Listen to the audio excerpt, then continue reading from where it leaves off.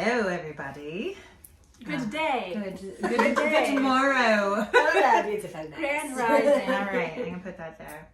So today we're talking about pleasure principles, from sacred touch to shadow cravings.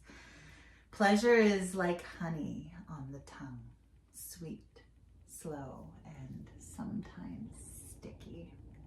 It clings to memory like a lover's scent on your skin.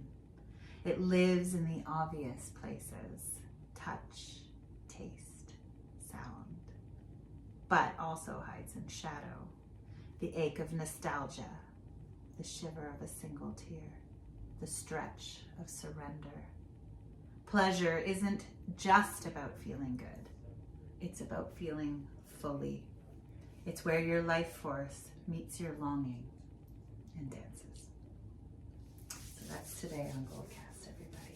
Yeah. I feel like I look like a child between the two. You're so little. on a bolster.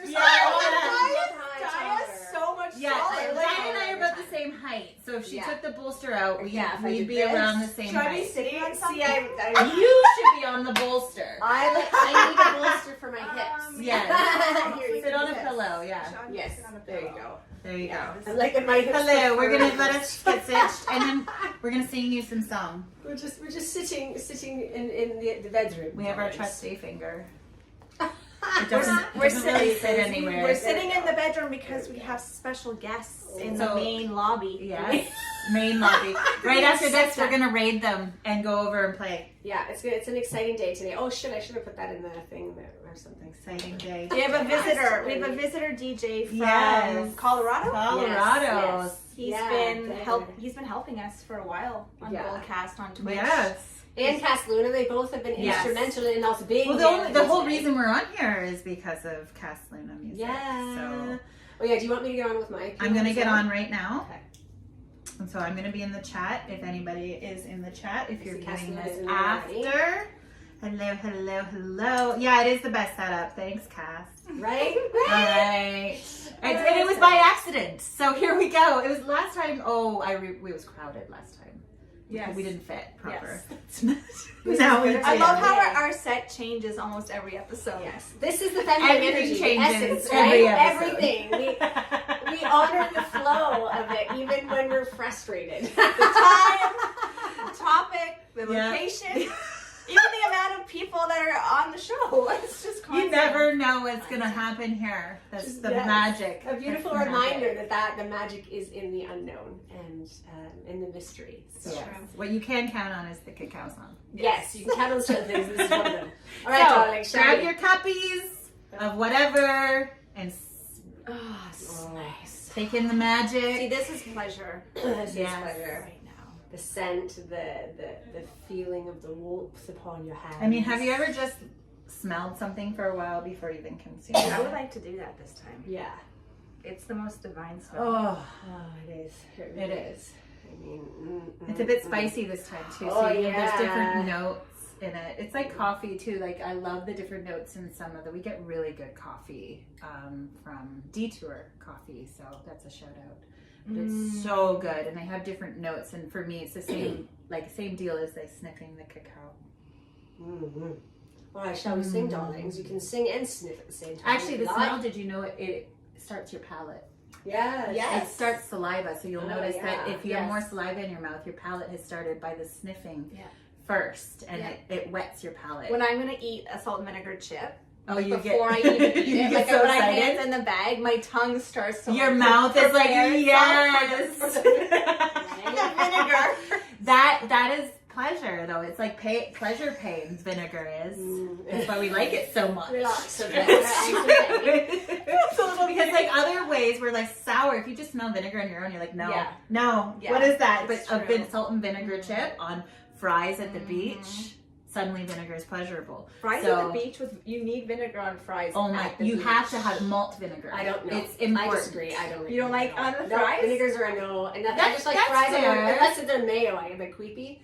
Yeah, yeah. Creepy mayo, like that's just. But I mean, I think everybody if has somebody their gave me thing, one, yeah, right? I would eat it if someone gave it to me. Like I wouldn't refuse a fry if it had vinegar. But it is one of those things. It can be utterly repellent, but also like delicious. I want that on a t-shirt. What's he saying? I wouldn't refuse a fry. I mean, that's true. acceptable. I accept this. I approve. Approved. Okay, let's sing. Let's sing a song. Oh So, my gosh. put your cup of love to your heart. Take a deep fucking breath.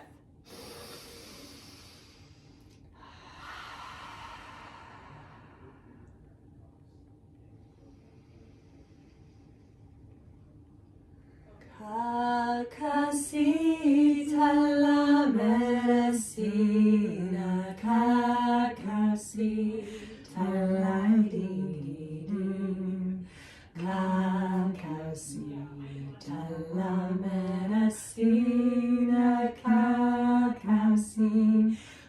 la di-di-dim, cura, cura, quasitum, cura, cura, lai-di-di-dim, limpia, limpia, esperatito, limpia, limpia, lai-di-di-dim, cacaucita la medicina, cacaucita, lai-di-di-dim, cacaucita la medicina, cacaucita lai-di-di-di, cura, cura, quasito, cura, cura, lai-di-di-di,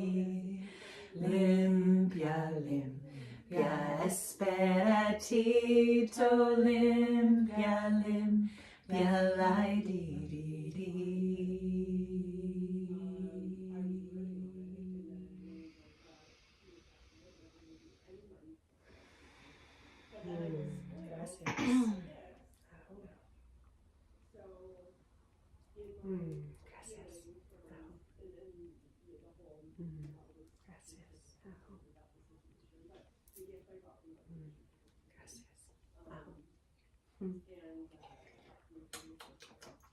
Slurp that shit.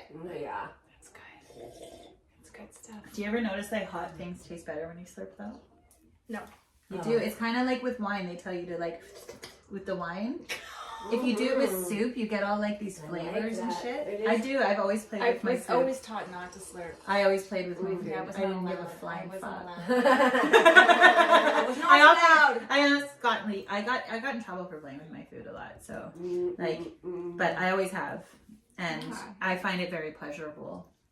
So there's that. There I'll is have that. to try it. Right? The slurp. Yeah, slurping. Actually, in Japan, if you go and you slurp, it's a sign of respect. Slurping and burping. No, thank you. I'm telling you. I love It's it. the real thing. Come on, You go- Japanese yes. do not belch. Yes. No, they don't. You go to. Okay, we're gonna talk. Hold on. I have to ask chats. Okay, hold on. No, stop. I thought they're about like being, Hold on. you know, respectful and. Hey, Jeeves. In Japan, is it a sign of respect to belch after eating really good ramen, as well as slurping? Hey, in Japan, belching after a meal isn't considered a sign of Oh, respect. this is wrong. You're like, Keep oh, going, okay. keep going, please. He's done with the Alright, conversation. so Don't let us interrupt you, just keep going. it shows you're enjoying the food and it also helps cool down the noodles. So, The slurp slurping. away. Okay, so slurping in Japan, no belching. No belching. Is there anywhere in the world where belching is considered a sign of respect after a meal? Yeah, actually, in some cultures, like parts of the Middle East or China, Okay, Well, China. I was going to Sorry, say I was Middle East or wrong. China. That was going to be my guess. Well, no, but I was right about the Asian part. So Yeah, maybe. and the belching. Okay. you were All right. We know Okay, that bye, was- thanks, bye. That was a Bye, tangent there. We need to go into. All right, side tangent. Are we pulling a card now? Or I think we should pull a card after. Let me introduce us. All right. All right. Fair enough. So welcome back, Sacred Misfits and Cosmic Romantics. This is Goldcast, your sensual sanctuary for unsanitized truth, ecstatic wisdom, and just the right amount of rebellion. I'm your host, Suki Fox, imagination wizard, cosmic detective, and divine pleasure goddess. And with me, as always, are the muses of mystery and magic, Justine Realized, queen of self-love, emotional alchemy, and heart-first healing, and Dia Fei Lin, sound sorceress, tantric muse, and tender shadow whisperer, as well as primal princess. This is not your grandma's podcast, unless she was into flower sex magic and deep soul sharing. Maybe she was. My grandma wasn't. Mine might have been. I feel like they were maybe somewhere in there, like we all are. I think they didn't have the opportunity. No, my grandma's quite repressed. Well, she's with a filter now, but still quite repressed. So we're not here to fix you. We're here to turn you on to life, to love, and to yourself. All right, so we're going to pull a card today, and then we're going to get into pleasure principles, and then we're going to go dance. So we hope you're enjoying so far. So pleasure. What's a question we could ask around pleasure here? What does the world need to know about pleasure? Death in the maiden. Invasion, boundaries violated, and dominance. That's going to be our topic next week. Exactly. That is our topic next week. So maybe that's not the right question to ask right now. But let's look at it this way. Maybe we're leading into that. No, but it's interesting that it's coming up because it's like there's a lot of boundaries around pleasure, and a lot of people have different boundaries around pleasure. So it's kind of like interesting where somebody might find, certain things very pleasurable. Other people might not enjoy that at all. Like I love to burp, but not only that, like she hates it. I hate it. And I find it fun and pleasurable. Not all the time, but sometimes I really enjoy a good touch. I always like it. It's so, I tried to burp the alphabet when I was in kindergarten. Oh, yeah. So I liked it that And then much. she threw up. And then I vomited all over my painting. That's gross. It is gross. I am kind of gross. So that is also valid. But some people find pleasure in that. Well, I definitely like the pleasure, primal pleasure sometimes. I guess, yeah. Some people don't though, and that is the way. Some people find having a clean aesthetic pleasurable. Yes. Right? It's true though. It's like minimalism and maximalism. Yes. Maximalism brings me great pleasure. Minimalism makes me feel like almost confined. Yeah. In a way, whereas some people might really love minimalism, and I understand that, right? And well, it was on a show where they talked about the way people do things. Some people are butterflies, some people are ladybugs, and some people are, I can't remember. Bees? Yeah. And they all have different ways of kind of doing things, where it's like some people need things out in the open, and some people want things put away in their special place. And thank God that we're all different. Right? I love that. It would be so boring if we were all the same. Well, even between the three of us, like there's some overlap of interests and things that we really like are aligned with, and there's some things that, not that they're not in alignment. I feel like it's what I was saying to my husband yesterday was it's like parallel. Yeah. Like, and I don't mind the opposition that we have, because it's not the kind of opposition we need to fight about. No. Right? Like, you want to have clean aesthetic and wanting to have your aesthetic a certain way, and so do I, and so do you, and like, that's fine. Does it bother you when I go, Suki, after you burp? Well, sometimes, because I also have medical issues that create gas. Sometimes they scare me. I'm sorry. Like they actually, they scare me. I do take pride in those. Those ones I love. They shook the whole... I love shock value. So do I. I get great pleasure. When I say Suki, great pleasure from shock value. But again, it's like what boundaries? She never does that with diet ever. Crossing any boundaries? I haven't yet, because So- you haven't shocked me with that. Well, let's keep coming back to this as we talk about pleasure, and what would the other side of that be for somebody who might be traumatized, or who might be, because it does lead into our talk next week about consensual kink and BDSM, and a lot of people actually use that to either help with trauma and like help release trauma, but some people might find like have a trauma response during something like that, which is not what we want. So this is a good thing to think about with pleasure here. Is what is the flip side of that if we go too far, right? All right, so I'm going to introduce the topic and we're going to get right into it. So obviously today we are exploring pleasure as a principle, not a bonus or reward, but a way of life. We've been taught to earn pleasure, delay it, fear it, or keep it private. But pleasure is a portal. It is a sacred birthright. It is the frequency of the sacral chakra, and the home of creation, abundance, and trust. So here's the thing. Pleasure doesn't just show up in orgasms and candlelit baths, although those are very delicious too. It shows up in platonic intimacy, in warm soup, especially slurping warm soup, a perfect lyric, a deep breath, a belly laugh, baby laughter, right? A hand that's held too long, a little brush up that could be very pleasurable. Sometimes even in pain, in ache, and in melancholy, because pleasure is presence, and presence is divine. That's beautiful. Isn't that gorgeous? Sorry, my legs are falling asleep already, everybody. Oh, son of This a is, bitch. anyways, we're fixing things, but I'm going to wiggle the whole fucking time. We might You as can well get just up do and it dance if you want. standing at some point. Or you could just like lie back a bit. I don't know. I'm going to chill, try. right? I might have to chill. Let me see. Just lie right back here. Let me see. Do Lie it. back Like, here. Why not? Let's just be cozy. Why the hell not? You good? I mean, like some people do their podcast right from their fucking bed. Or their bathtub. So I want, Right? Like, That's whatever. We're doing it. I would like to like get to Leo Skeppy style This is podcasting. Nice plush leatherette. Yeah. Right? Yes. Brilliant Gotta get lighting, there. dark atmosphere. I mean, I like the bright atmosphere too. All right. What's the first question? Well, for the chat and for us, I guess, is what is the most unexpected place that you would find pleasure? To open up the topic. Or we can come back to The it. most unexpected place. Nature. I find a lot of pleasure in nature. That maybe is unexpected. Like even like the touch of the leaves or the sound of the trees.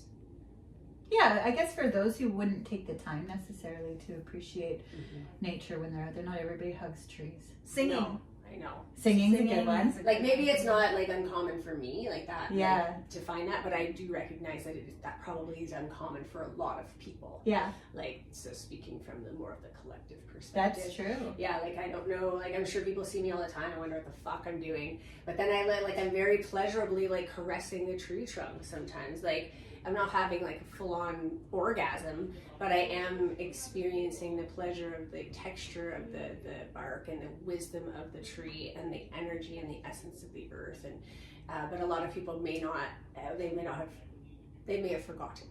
Mm-hmm. Oh, absolutely. Yeah. I had a whole moment with a dandelion once, I love that. and it was pure connection with the dandelion, just lying in them and staring at them, and they were speaking to me. And it was I very love that. I love pleasurable. that. As far as nature goes, I agree. There's been a few times. I have actually 3 very specific things. First of all, I will never not scream at the sight of a mountain. Yes. I will see a mountain, I'm like, oh my god! Like I can't.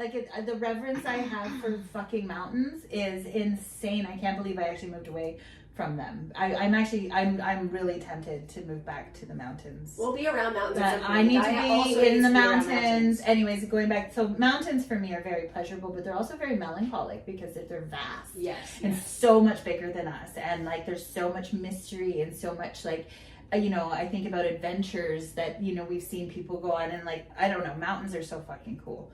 I do the same thing with the ocean Oh yeah. I was or gonna say large ocean bodies for of me, water. ocean. Like I just can't. I have a time. I talk to it. I get all excited. Like, and with trees. Trees is another one. If you tell trees that like you're grateful or that they're pretty, like they will dance for you. I remember one time just being in awe of the trees that were like blooming, and I said, "You guys are so pretty." And then all of a sudden, this like it felt like golden hour happened. Like all of a sudden, everything was brighter and more golden, and all the trees seemed to be dancing. And like if you just stop and listen, they talk and they do things, and it is very pleasurable. So I agree. I agree. Yours was singing? Well, yeah, singing, the ocean. I was gonna say working out too. That's a good Yeah, unexpected yeah, place yeah. because I hate working out. I mean, we've and it's had- not pleasurable for me. I've had an orgasm at the gym while I've Yes, been working out. orgasms We've talked at the about gym this. Like, are unexpected pleasures. No, but that's true, because that is actually a place where we talk about, like, that's a no for me. But I'm learning now that certain conditions that I have in my body don't make it it's not pleasurable for me. It hurts. Right. And it hurts my body, and not in a good way. No. But certain things like yoga, I didn't expect that. Yeah. You know, I don't get runner's high, like, at all. I do. But that's pleasure, unexpected Yes. pleasure, Yes. right? In working out. So that is definitely an unexpected place to find pleasure. For me, it's in melancholy. It's in sadness. Mm-hmm. And sometimes I find sadness really juicy, Mm-hmm. like really juicy. So I don't know. I think it's an unexpected place, because most people, I think, I used to dwell in sadness, and sometimes it can be all consuming if I let it go on too long. But you know that, like, when you have that one song that you put on and you're really sad, or you're mad, like, even mad, sometimes I find pleasure in being angry. Actually, I find a lot of pleasure in being angry, because it's a big release for me, and I'm just learning how to release my rage, and I do it really through music. Mm-hmm. So when I'm angry, I find a lot of pleasure in putting on, like, a hard-hitting fucking fuck you song. I even have a list for them, and there's a few go-tos where, like, I will scream and sing out loud. You've been witness to this. Oh yeah. And it's mostly Tool. Mostly Tool. Tool, Maynard yeah. helps Do a you lot. find pleasure when you create art, or is that like a different? Well, that's not unexpected, I don't think. I think that because it's so sacral. If we're talking about, like, anything that comes from the sacral, like sex, Right. friendships, creativity, all of that is quite pleasurable to begin with, because that comes from, like, it's supposed to come from a place of joy. Right. Even in sadness, I feel like it comes from a place of deep understanding, which I think still comes from a And pleasurable... feeling too, right? Yeah. I mean, Any emotion, yeah. being numb is the alternative. And I don't think you can create from imagine numbness. that you would feel any pleasure if you're numb. Yeah. And creativity is a great way to create pleasure from something that might be unpleasant as well. Like unpleasant emotions and all of that stuff, because you can break through, you can dance, you can Channel sing, it, you can channel channel it it into through. So yeah, you can find pleasure in that. And I think that's the basis for pleasure, is creativity. Is if you're feeling miserable, go do something creative. Go do something natural and creative. I've never wanted to write poetry, Mm. really. Well, I love poetry. I know, and it's like it's coming Yeah. around again. Like, a lot of people are really into poetry now. But when I was going through a lot of grief, was the first time that I felt called to write poetry to channel the Express grief, it. and Yes. express the grief. And I was like, this is actually cathartic. Like, Yes. I can actually turn this into a spoken word that is deeply felt and beautiful, Absolutely. but it's full of my pain. Yes. It's just magic. But later you can enjoy it. Like, there's a picture in here, actually. I'll show it to you guys. This was drawn out of pure grief. Is it okay that my leg is on? Yeah, absolutely. So this piece of art I drew when somebody I care about very, very deeply took his own life. And it affected me in ways that I can't even begin to explain. I made, anyways. And this piece of art gets the most comments. And this is almost ever. Marker? It's pencil crayon and marker. Wow. So the body is pencil crayon, this is pencil crayon, this is marker. Insane. And this was pure stream of consciousness. It just was all of my pain expressed, and all the love that I couldn't express, and I didn't understand where he was, and so this was like everything. But now, like, I can look at this and feel love for this, and feel joy, and feel like pleasure in a way. And a lot of people get pleasure from this. It's beautiful. They really react to it. I would buy a copy of this, put it in Towns' room. Beautiful. And this is a copy. This is a print. Oh, that's a print? Yeah. Really? The original's in the house somewhere. But yeah, we can take these moments of pain and turn them into pleasure through creativity. And I think because it's the same space, it's the same place. Well, so and even also, sad songs are beautiful. When I did my album, that whole album was coming from a space of pain and deep grief and crumbling of my life, and the dark night of the soul that we all get to the joy of experiencing. And there is pleasure in the dark night of the soul as well, because you do begin to reconnect back with self, which Agreed. there's much pleasure in that. But yeah, a lot of my sounds and the songs came like after that point in time where I just got to sit in deep reflection and deep reverence and presence, and really like that was a time where I cultivated and like built up a lot of energy in my sacral and in my own self, so that I could then express through art. And I feel we all do that in our own ways, and it was pleasurable, that whole experience, and a lot of those sounds came from the space of pleasure, of me reclaiming and remembering myself, and being able then to share it with others. Or even releasing the shared pleasure that once was, right? Yes. It's like pleasure can turn sour very quickly, just like a good piece of fruit can go sour, right? Or too much of a good thing, or whatever it is. And like all of these things are intertwined, and they go in hand, and they're two sides of the same coin, always. Pain and pleasure. It really is. Because you can flip that in a second. Just think about somebody that you wish would text you. And while you're longing for that, that feels like pain. But the moment they actually text you, and I know it happens to everybody, you feel pleasure because now it's coming towards you. So like, and it can flip again very quickly. And we actually tie a lot of our pleasure and pain to like other people and things outside of ourselves. But expressing them through these ways, it's like we wouldn't have music if that didn't happen. We wouldn't have these beautiful songs. Like poetry was one of my first ways of expression. I was 14 when I started writing poetry. I was troubled. I was a troubled teen already at that point. And that helped me express. But now a lot of my poetry can be very sexual as well. I wrote a sonnet, a literal sonnet, like Shakespearean style sonnet about pleasure. And Cool. I have lots of very beautiful not reading pleasure. that? Would you like me to read it? Is it super long? No. I don't know. Are sonnets long? No, they're not. Sonnets have a very specific They have a rhythm. They have a rhythm, isn't it? Yes. 7. Yes. So they have a The amount of- specific way to read. Coming back from elementary school, right? Yeah. So when you study Shakespeare, I don't remember the whole thing, but it is a very specific pattern that you follow. So Is this all your poetry? Here, this is the sonnet. So it's called Encouraged Electricity, a sonnet. What twist of fate brought us here? Conscious curiosity present peaked. Connection calling in crystal clear. What fool doesn't love a good intrigue? Exchanging questions as we please. Mysteries revealed with digital lens. Friendly banter turns to tease. Desires in which quicken to plans. Electricity spark upon our meet. A single glance had us shook. Tongues and lips taste so sweet. Just one kiss was all it took. Encouraging me like a song. Sense of self is all but gone. That is a sonnet. That's beautiful. Thank you. When did you write that? This is in 2020. Cool. 2020, yes. And there's like I have a bunch of these, like where there's like rebellious tongue is like super sexy. Cool. Do you want to hear one more? Sure. All right. Melody through such pretty eyes, breath beneath both truth and lies, beckons in with fruits uncovered, playfully entices her lover, dancing curiously across sealed lips, whose rebellious tongue dares to drip. Strength of movement in her conviction, void of fucks which give restriction. Bodies entwined to seal her kiss, dreamscape embrace of perfect bliss. Music formed with coming together, creating promises of forever.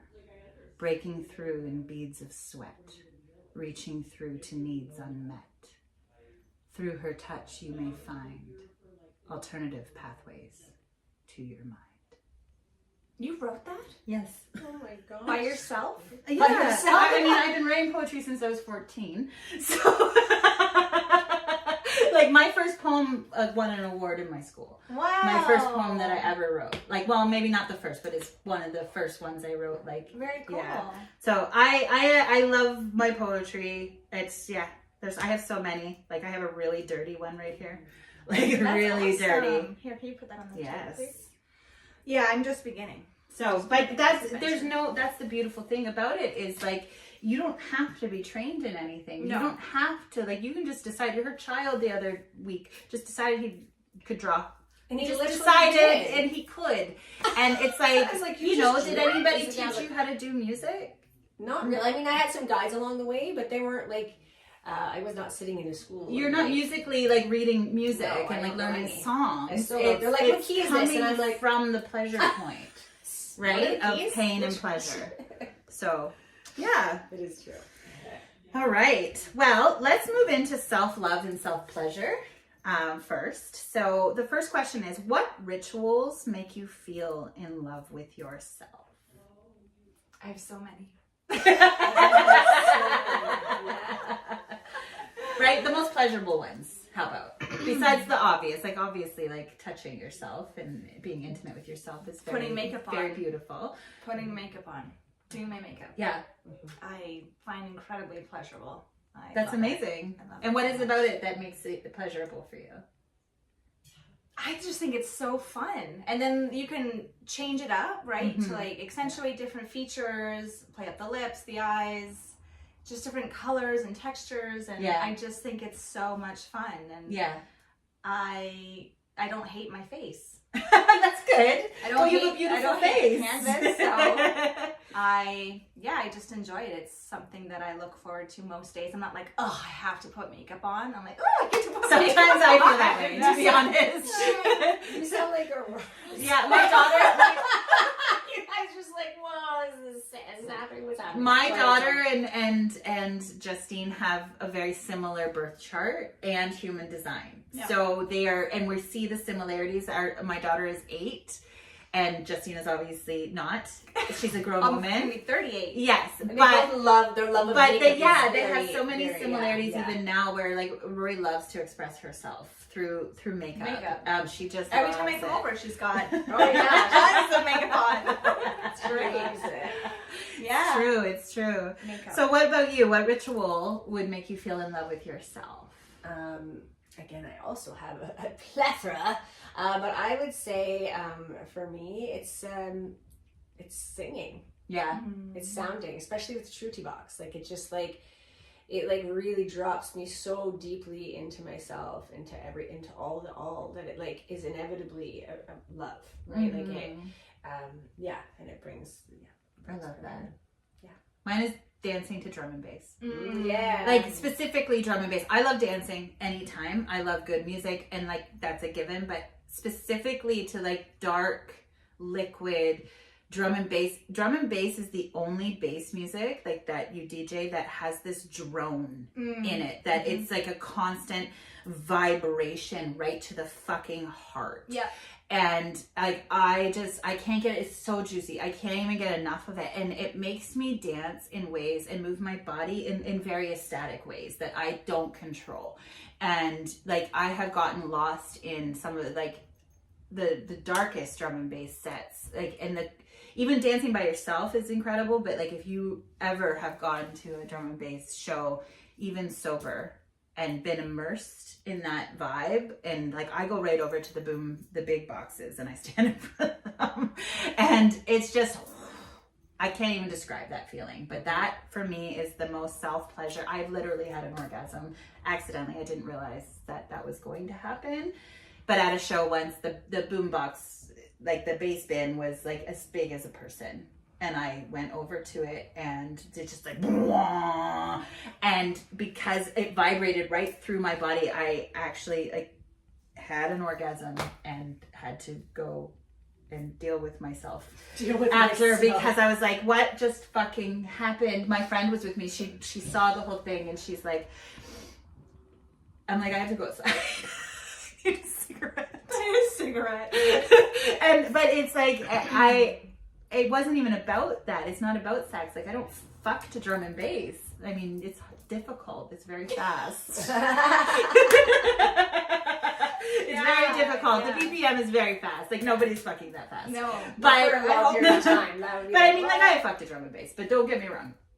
It is pleasurable in so many different ways that like it's just all encompassing for me. And I guess it's probably like what the Shruti might feel like for you, or dancing to any of your favorite music would be. Which is, yeah.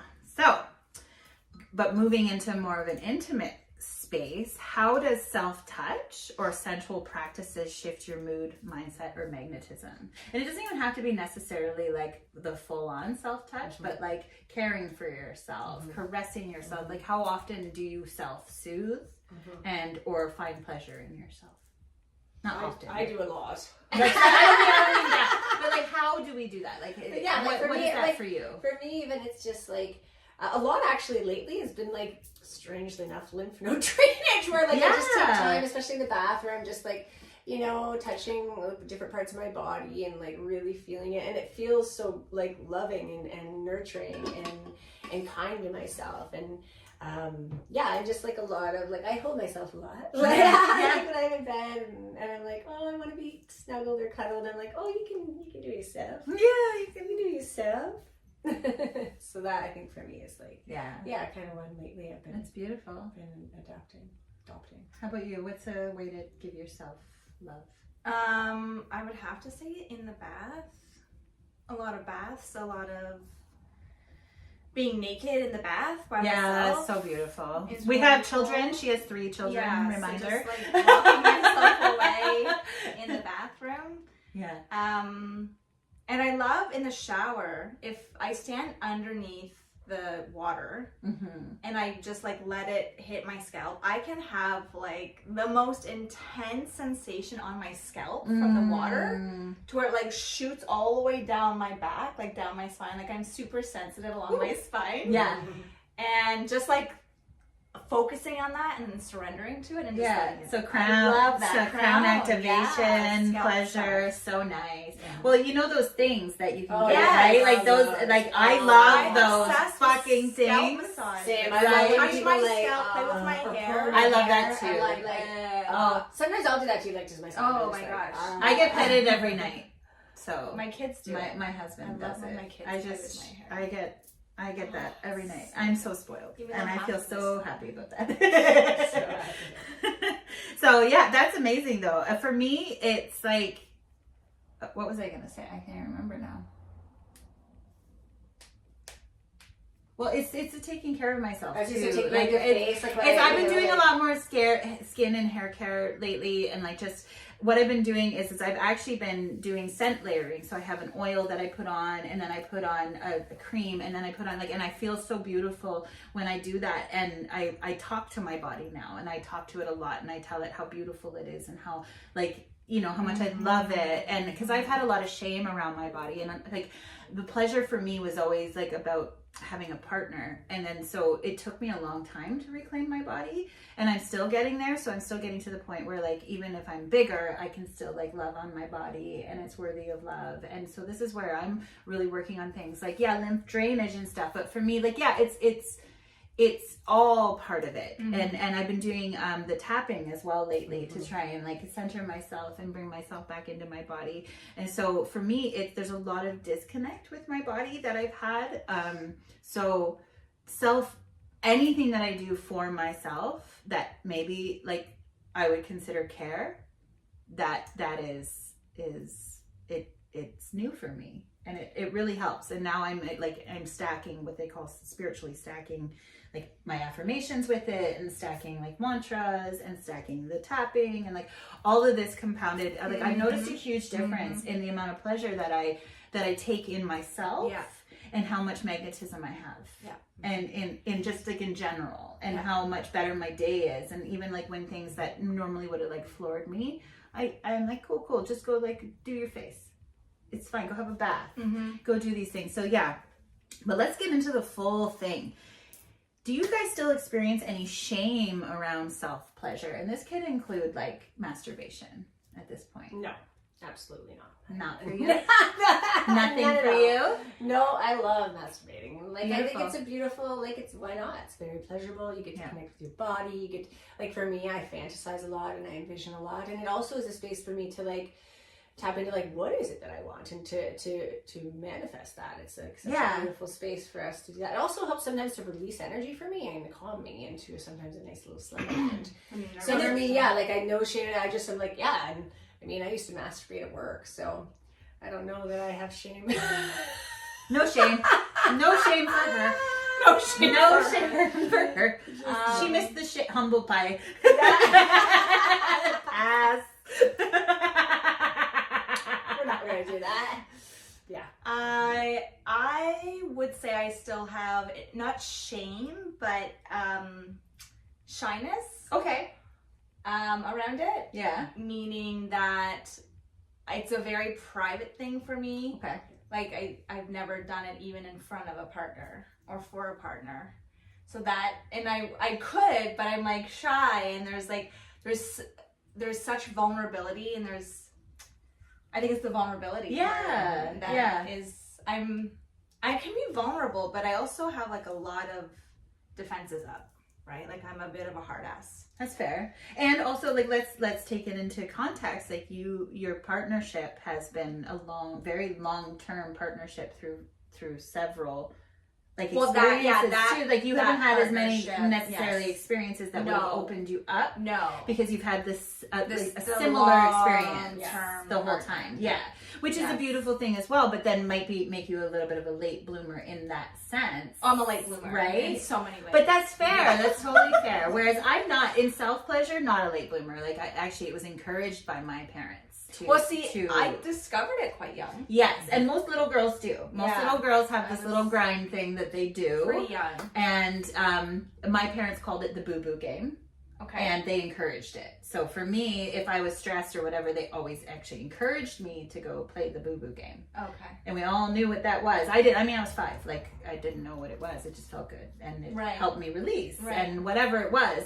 And now I did have a lot of shame around it after I figured out what I was doing. So once I was older and I found out what masturbation was, before I was at the age where like I wanted to masturbate, do you know what I mean? Before I was like sexually active, I had a lot of shame around what I had done. Right.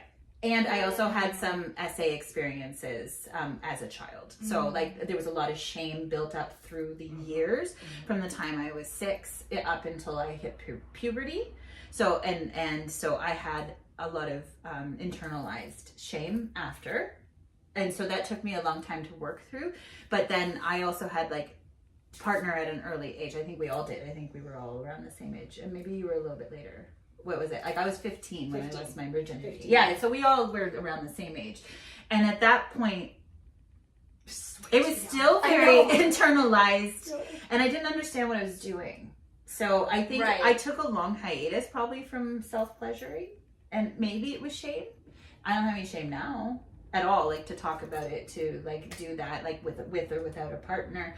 But that it did take a lot of readjustment and coaxing from some of my partners who were very encouraging and very like safe, because I had partners that were not safe and things had happened, right? So I see like the difference in experiences, and I think that's so unique, and that's exactly why this card comes up, because you know, for one person what would be feel shameful or feel embarrassing or feel whatever might not be for another person for completely reasons that like they wouldn't even understand, right? So it's cool.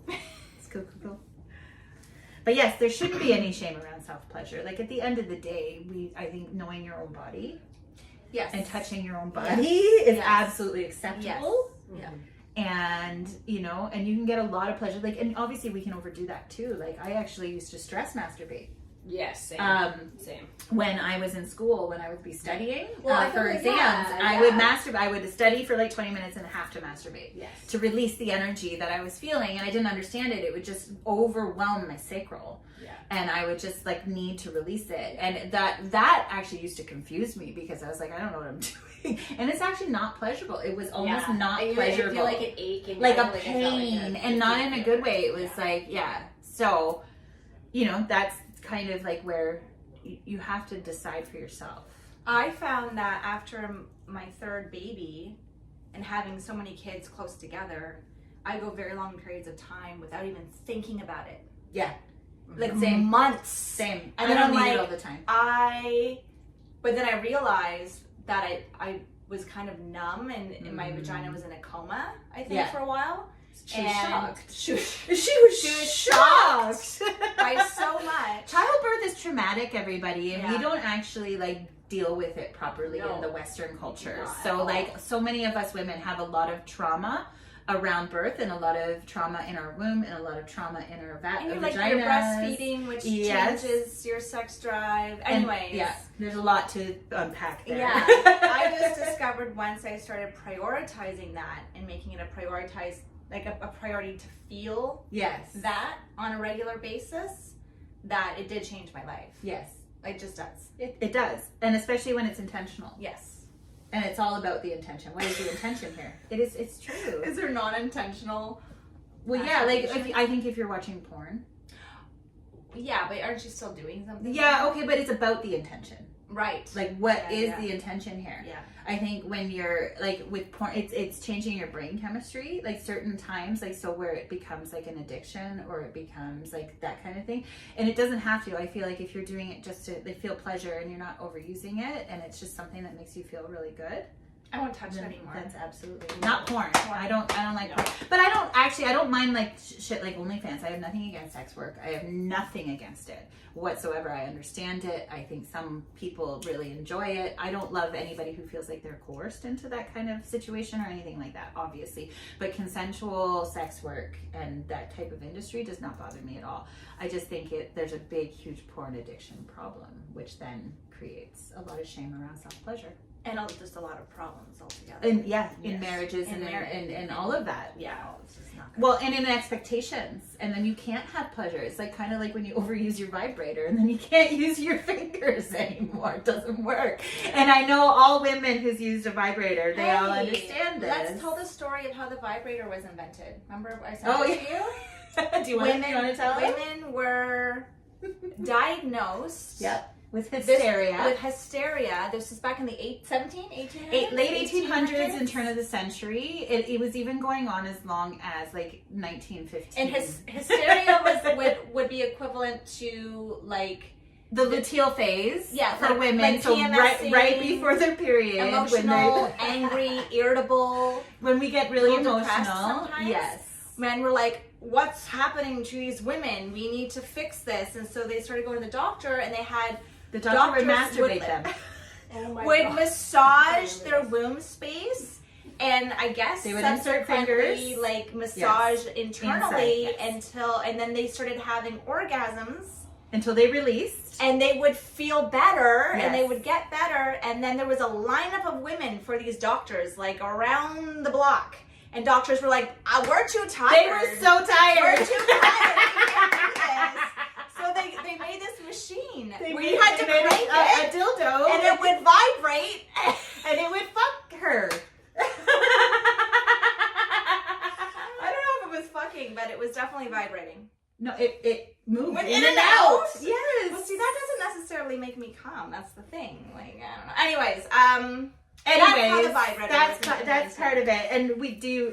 We're not even going to get into that part, but that's a great story, and you can look that up. It's absolutely true. We might be missing a couple like details here actual and there, facts, but it is a true story. Anyways, all right. We're going to move on from that and change the subject a little bit and go into partnered and platonic intimacy, because I think it's really important that we discuss like intimate relationships between people who are just friends and people who don't have any intention of being sexual, but like where's the lines where like some people would think certain things are cheating when they're not. Like if you're with another like let's say you have a partner already, how much intimacy can you have with another person, you know, certain things like that. So there's a lot around platonic intimacy that I think we don't discuss. There's actually a big thing going on. I'm not watching it right now, but on TikTok there's a lot of, I'm on the celebrity Big Brother side of TikTok right now because they're hosting a new one, and JoJo Siwa is on it, and she's gay, but she's having a platonic relationship with one of the men in there, and a lot of people are really like, I thought she was gay, this is like, why is she touching him all the time? And other gay women are coming on and say, why can't we have intimate relationships platonically? So there's actually a whole discussion going on right now in online about platonic intimacy and where are the boundaries with platonic intimacy or partnered intimacy. It's important, right? To have boundaries around that. Absolutely. So let's first open this with, what does conscious touch mean to you? It's intentional, but it's like, and also consensual. Like it's like that. It's okay. Like you both know that kind of touch is feeling resonant and aligned with whether it's parties. sexual or not. Yeah, and being present. Honestly, if you're touching somebody and you're not present, then it's not very conscious. Well, it doesn't feel right. No. Either. Someone, like, you know the difference between someone like touching you like this and they're looking at their phone, and someone going like this and enjoying, like, oh, hi, you know, like, and giving you attention. Mm-hmm. Yeah. That's true. That's very true. I don't like a lot of platonic touch. Me either. Yes, actually, we've gotten more comfortable. Yes, we have to be. Yeah. But there's a lot of people I won't let touch me, like, at all. No. Even hugging. Yeah, hugging. I've been feeling less obligated to just hug people for the sake of being polite. Yes. I'm not doing that anymore. And we should teach our children not to do that. I'm not doing that anymore. And I think it was wrong that we were taught to do that. Like sit in Uncle Joe's lap and give him a big hug and a kiss. When Uncle Joe smells bad, he touched my bum and he wants to kiss me on the mouth. Like, no thank you. And that happened to so many of us, which also led to a confusion about what intimate touch was and was not. Yeah. Right? I think forcing hugs and forcing touch is not correct. So, like, but how do we get consent necessarily? Like, you know, if someone goes in for a hug, how do we make it not awkward if we don't want to hug them? Right? Like, sometimes it's like, I have literally pushed people away, said, I'm sorry, I can't hug. See, I've never done that. and I'm usually not one to shy away from standing up for myself, but I haven't done that. It's hard because you hurt someone's feelings. I know, because I know their intentions are good. Yeah, I probably haven't been able to do that either. Well, yeah, and maybe you haven't been like, I'm not in a hugging mood today. No. Like, no, thank you.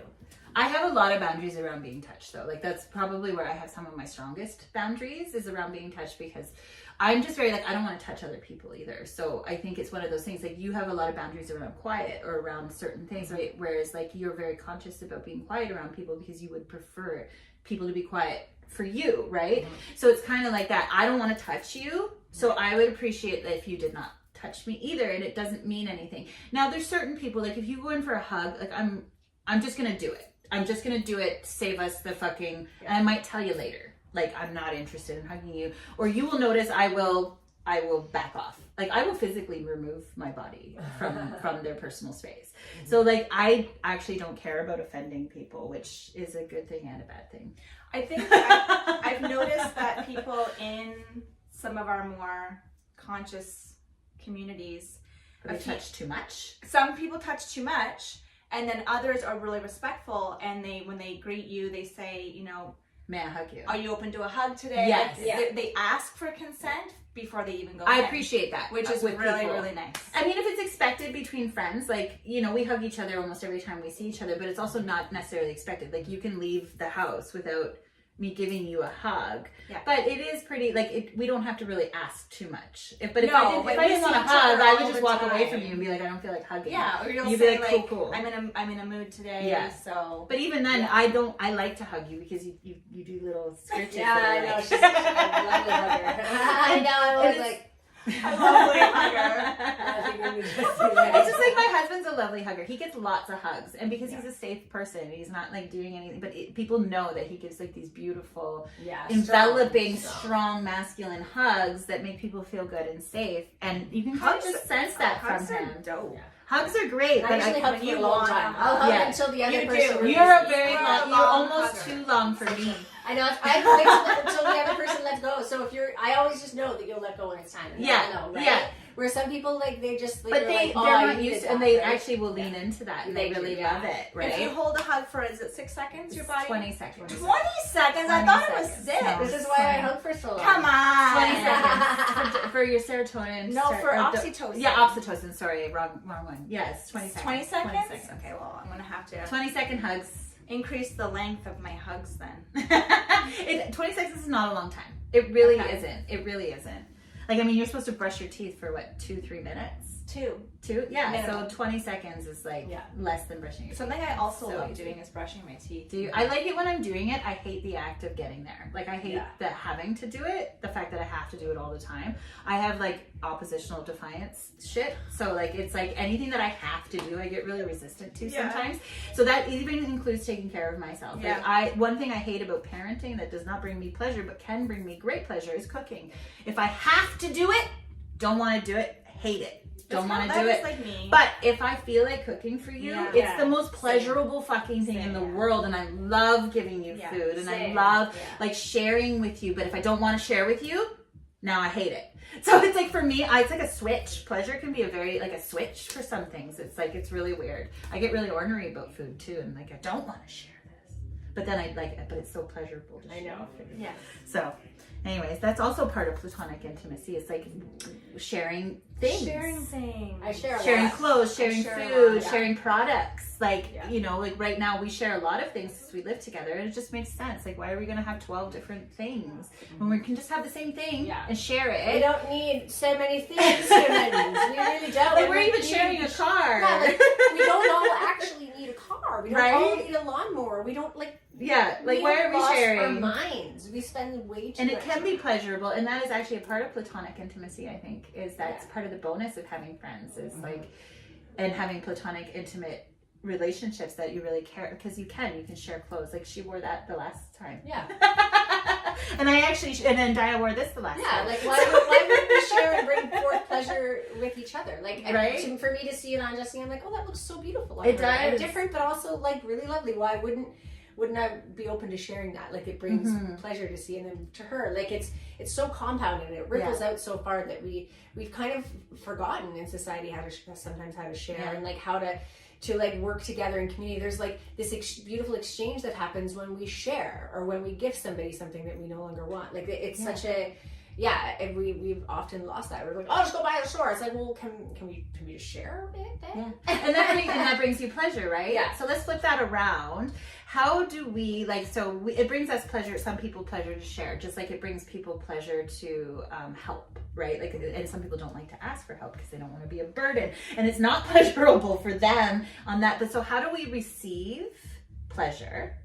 Maybe from someone else where they're giving pleasure. It may not be as pleasurable for us necessarily, or we're not used to receiving that kind of pleasure. How do we receive pleasure from others without feeling like guilt or awkward or anything like that?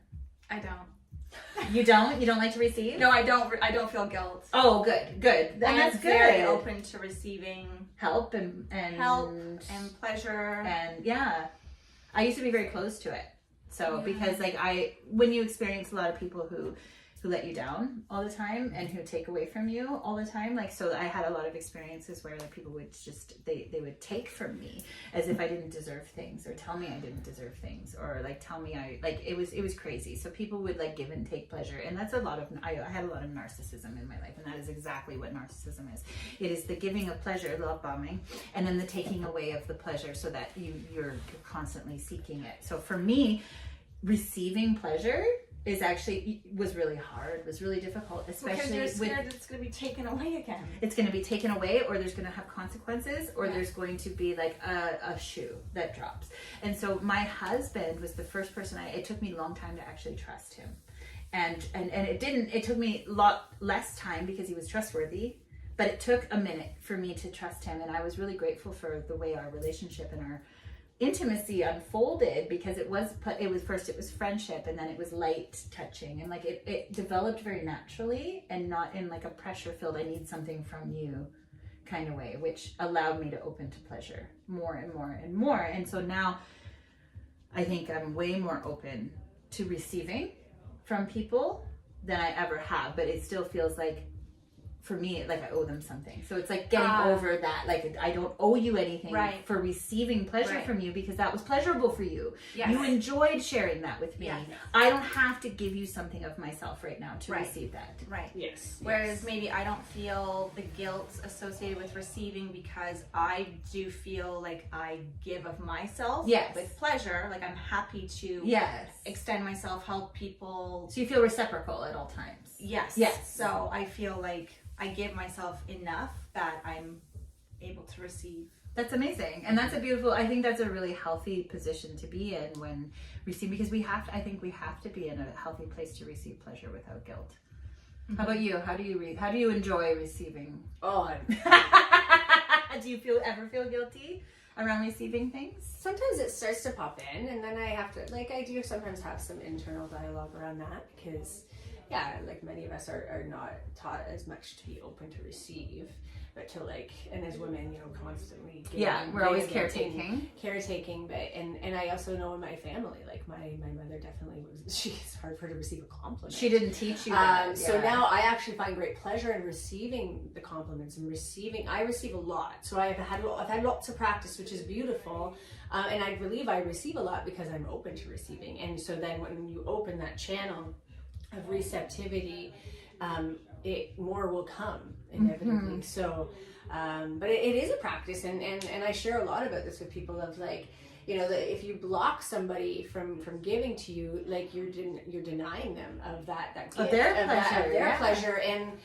and you're like, oh, I never thought of it that way. Pleasure Like, should be if expansive. I go to say something to someone and give them a compliment, Yes. or to gift them something and they refuse it, it feels like they're rejecting me, almost like rejecting the energy that I have chosen to bestow upon them. So when but we don't always see it that way. We think, oh, I don't deserve it, or I don't believe that myself, that I'm beautiful. Self-sabotage is real, right? So I can't receive it. But I think there's so much beauty in receiving it, because it like I get it all the time then. So because it's like my vessel is open, it's expansive. Like, she will receive the pleasure I'm ready to. And that, my friends, is the key to manifestation.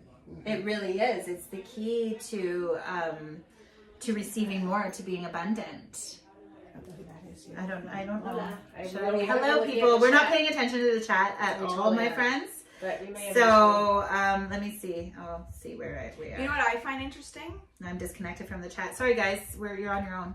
Well, hello to whoever's at that. Thank you for joining us today. Yes. I find it interesting for the people who aren't able to receive love, help, etc. But then also complain that they don't receive love and help. That's they're victims, and that's the cycle that they're in. It's actually really sad. And if we were looking at the map of consciousness, I'm not going to get it right now, but the cycle of desire is actually attached to fear and anger. So, and then it can dip down into shame and guilt are the lowest. So if you're dipping down from desire, and you're feeling desire and pride and any of that stuff, a lot of times you will if you're used to dropping down, like, you still have a lot back to climb even to get to desire. Acceptance is way the fuck up here. Yeah. Way up here, and joy is above that. So really what our pleasure should be coming from is not desire. Right. It's not a lack. No. It is from a place of joy. And Abundance. it's so the more you love, the actually Yes. pleasure, and like pleasure, money, abundance, all of this is the frequency of self-love. Yes. And that's joy. That's experiencing joy, not happiness.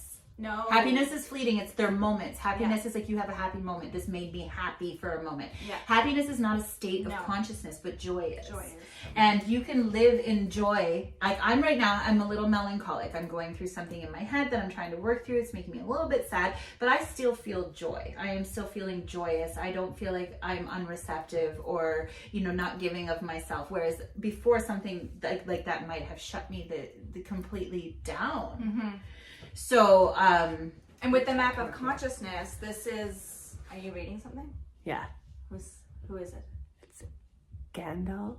Hi, Gandalf. Gandalf, the 3D. This is great. Nice, love it. So Whoa. This is cool. What you said about victims reminds me of this quote. The curse of the oppressed poor is nothing but an imagination, but the imagination is firm and not a wavering and uncertain thing. By I'm going to not say this properly, Paracelsus. That's all. Thank you for sharing. Yeah, that. thank you. That's Thank you for great. being here. I'm so happy someone said we can't get on the chat right now, unfortunately. We're using a different program and we can try something new can every time. barely read it. Our technology does not love us all the time, so we're just trying new things. Yeah, we're just exploring the realms of Twitch. Yes. Essentially. Wait, I want to say one more thing. Oh, yes, about the go. map of consciousness. Oh yeah, do it. So I love that you introduced me to the map of consciousness because it makes complete. Dr. David R. Hawkins. It makes she didn't invent it, but it makes complete sense why on the map of consciousness, if you are vibrating or living in a frequency that is up in like acceptance, love, joy, and that's your predominant state. Not that you can't dip into anger and sadness. We all feel that. And shame and guilt once in a while. You don't dwell there. If you don't dwell down here in the survival paradox, then it makes sense why people will come in and out of your life based on their predominant frequency. Yes. So if their frequency, when you match, you'll be together. It flows. When there is this much of a gap, dissonance happens. It doesn't flow. And then they have to vibrate out of your experience until they at least come up to meet you, and then they can come back. And everybody's changing. And this is the thing. So if we're talking about the map of consciousness as frequencies, right? And that's exactly what it is. And this is what people mean by high vibe, low vibe. Like, be high vibrational. No one's like, it's literally like a scientific thing. You need to keep your frequency up in blue and purple. Blue and purple wavelengths, if we want to talk about literal frequency, okay? So that is the state of acceptance, love, and joy. We're starting at the solar plexus and working our way up. So if you are existing here in your solar plexus, which is like your will and your sense of self, into your heart, into your throat, which is your truth, and so on, this is actually in the map of consciousness where you are in alignment. If you are living down here, which is the sacral and the root, you are not necessarily, because these are survival here. And if you're living down here, it's almost like too much of a good thing. If you're literally living for sex all the time, that's all you think about and that's all you want, and you're not doing anything else, and you're not being creative, you're not like enjoying life now, it's like you're like porn, like you're just seeking it and seeking it and seeking it. That's a very unhealthy way to be. And so yes, we want to dip down into our creative and our root and our sacral, but we can't live there. No. We have to live in our heart space. No. We have to at least be in our heart space to have a fulfilling life of attraction and abundance. And so, I just love it. It makes so much sense. And you can really not take things as personally. That's it, because you can understand that people are just not at the same level as you, and they're dealing with whatever they're dealing with. And I'm currently dealing with a person who literally, he goes up and down, and sometimes he can vibe up and meet me in for pretty much courage. A minute. He meets me in courage, and then and I'm like, hey, see you down there. I can't make people get on the boat with me. Like, I have a boat, you can get on it. You can only do it yourself. You have to get on the boat yourself. Key to all of this. Yeah, we're all in the water together. Oh, beautiful souls, and then I was drowning, so I was like, I have to do. And if we dip down into those spaces with them, that's where we are. So you can go down and get them. Like, you can go down into anger and desire to like shake some shit up, but you gotta get out of there pretty fucking fast. And really, courage and pride are like this close together. So if you're feeling prideful and judgy, then you're in the wrong vibe. You have to get to the point where you don't care. And not in an empathetic way, and more of just an acceptance. Like, okay, it is what it is. And that is literally the level above courage, which is where we want to be at least. So, and that brings us pleasure. Just saying. Brings us more pleasure. So the last question here with platonic intimacy is, do you think friends can be sensual without being sexual? Yes. 100%. Agreed. And we actually are going to be living examples of this, and we're talking about this because I have a little bit of trauma around intimacy. We are getting into shibari rope tying, and she's going to be the submissive in this. Whereas, like, I have been a dominant before in a partnered situation in which, like, I've practiced kink and BDSM, and next week is actually going to be the topic on this, and we'll get more into it. But part of this is it's a very consensual, sensual, intimate experience between two people, whether it's sexual or not. And if for friends to be able to do that, we have to be very comfortable, not only with ourselves, but with each other. I want to be tied up. Okay, you too. I'll tie all you all. And actually, I've been discovering that a lot of the hesitation is actually around my own fears about intimacy. Right. So this is actually a beautiful way to explore fear about intimacy and acceptance on intimacy in a very safe way that has no expectations, to take it to another level. And we've been very, and a part of this is being like communicative and also connecting with each other regularly. Like we've started to already cultivate and create. We have a shared playlist that we listen to. Like that, right? I'll put you on. And that we feel, we both know like very clearly that we're not going in for sexual and it's not gonna happen. And we already even if we were to kiss, like it would not happen. Like Yeah. it would go to that point if it was necessary for the whatever we're doing in the moment, but it would never go past that. Like it wouldn't be like she can go have sex with someone else after. But that also means like there's aftercare involved in this too. And so even with platonic intimacy, we have to make sure that we are still feeling safe and seen and heard, and we're consensual at all times. Absolutely. You got any life goals? I mean, that's a different kind of question. Not what we're talking about. We're talking about pleasure. Like, So life to will continue be to pleasure. That was random, but it was a question in the chat. I didn't just come up No, first. it is. You're hilarious. But the life goal here is to live in joy. Do you have any life? Do you have any life goals? She's just interrupting My the life whole goals are thing. literally to continue to cultivate and expand my pleasure. Right? And because that could be in work, and that's just everywhere. It's like a part of it, part of me. Yeah. I mean, I feel like I'm looking at the rest of our questions. We kind of covered a lot of all of Yeah, I think this it's gone at long this enough. I point. think we're done. Because we talked about unexpected I'm pleasure. dying all We the time. That's talked what about I'm using dying. pleasure as creativity. And next week we are going to talk about this like kink and BDSM and all that stuff. So we're going to dive a little deeper into that. So I feel like I'm pretty happy about where we took this. If there's anything else you guys want to say it now. Forever hold your pieces. I think I'm good. I want to go outside. I do too. It's really nice It's out so right sunny. now. I And we really have wanna friends dance. and we want to dance. Yeah, we're gonna go over to So- Casa Luna. Yeah, music. so here's the truth. Soft and sharp. Pleasure does not need to be earned. It needs to be allowed. Let it in through your fingertips, through your food, your music, your yes, and your no. Let it guide your art, your voice, your fucks, your flowers, and let it make you more you. So, remember, self-pleasure is not selfish. It's alignment, and it is devotion, and it is you meeting yourself and others without performance, without pressure, without apology. So, touch yourself like you're sacred, because you are. And when in doubt, moan louder. Anyways, you know where to find us. I'm not doing any more announcements. We're always all over the place. So find us here next week. Maybe. Maybe. We love you. Go dance to Casa Luna. Yeah, we can't really raid from here, so you just have to go over to Cass Luna Music, please. and go dance with her and Dagmar. We love you. Dagmar. All right. We can't go over from here. No. Bye. That's a motherfucker. No,